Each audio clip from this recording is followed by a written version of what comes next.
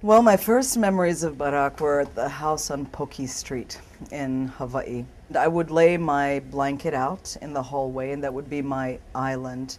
And I would do my best to irritate Barak by making sure he didn't step on my island. So I was, I was the irritating little sister, and he was quite patient with me. He was a great big brother. You know, my father was in Indonesia, and our mother and my father divorced pretty early, so he took over a lot of the roles that a father would have in terms of sort of nurturing a healthy intellect and strong sense of self and good dose of pride, but also humility.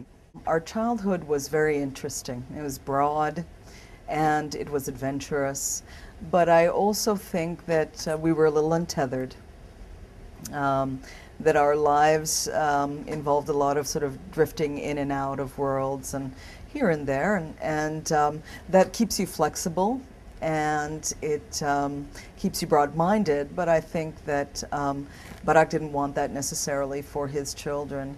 And I think it was very important for him to make a commitment to a community. I can't quite say that he's elected to sit still.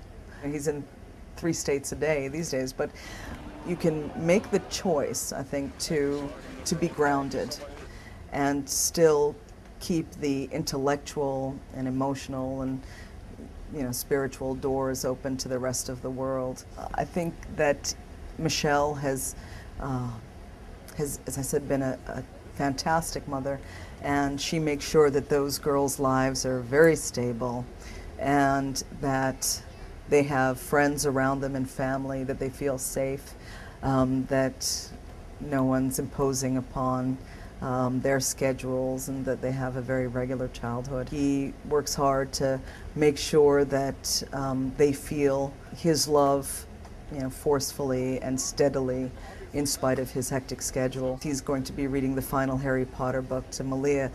One entire weekend he's promised her, and he's going to make sure they see the 5th movie together. Although he takes his commitment to the rest of the nation quite seriously, he would never sacrifice family normalcy and intimacy for that.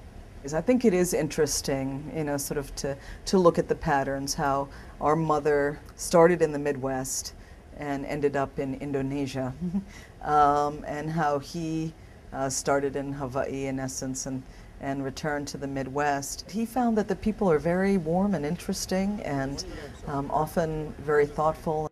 I think that Barak can go anywhere. He can negotiate any crowd. And I think that our mother certainly possessed that quality.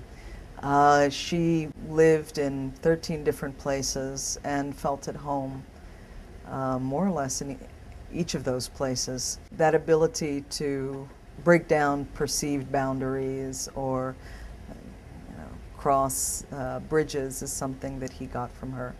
And his romantic idealism.